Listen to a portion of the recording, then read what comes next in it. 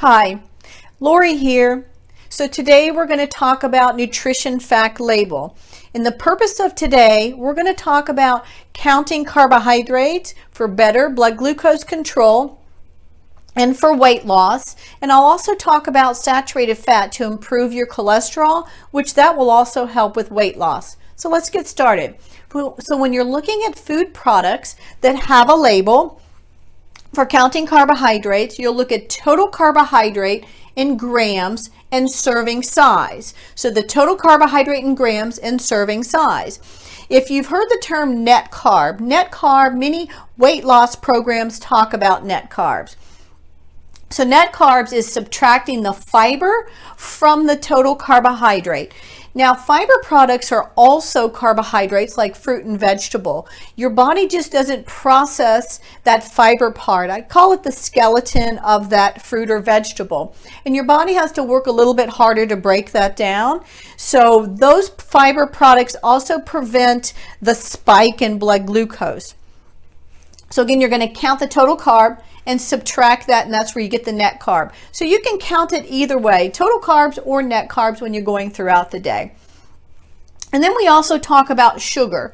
So sugar in products, sometimes they'll say no sugar added. Well, sugar is already included in that total carbohydrate. So let's talk about a blueberry yogurt. So blueberry yogurt, if it says 0 carbs and 0 sugar, then it's artificially sweetened and flavored, and it really probably has no real fruit in it. So I recommend that you use a plain yogurt and do a half a cup of fresh berries.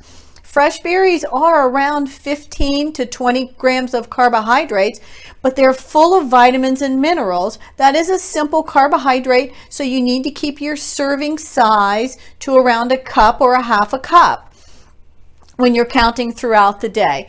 And then again, every day it's important to have a good portion of a healthy lean protein. Whether that protein is a meat product, should be lean, or if it is going to be a bean or a dairy product when you're looking at counting and preparing your plate each day.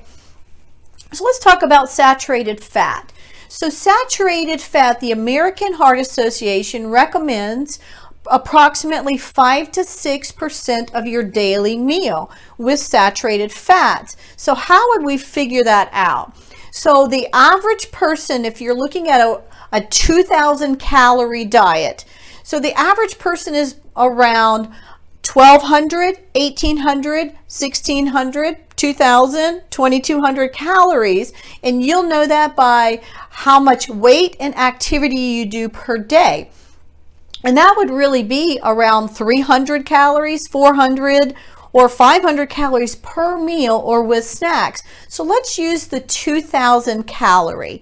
So the American Heart says with that example, you're looking at around 120 calories from the saturated fat, or 13 grams a day with from the saturated fat products. But again, we want those to be healthy saturated fats. So let's look at olive oil. Olive oil are 2 to 3 grams of saturated fat and 2 tablespoons. That's made from an olive. That is a healthy saturated fat, and it's low in cholesterol. So when we look at packaged foods have the bad saturated fat that make your cholesterol higher. And they put those products in there to provide shelf life and flavoring sometimes. So we want to look at that Mediterranean diet idea. When we look at avocado, olive oil, almonds, so those products have the good fat in it. That is the mono and poly unsaturated fat.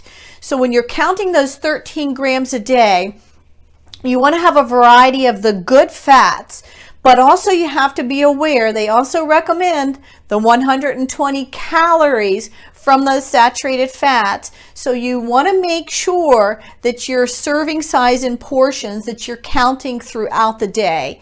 And those are good numbers and indicators so that you can improve your cholesterol, improve your blood glucose levels, and what that will do is also improve your vascular system.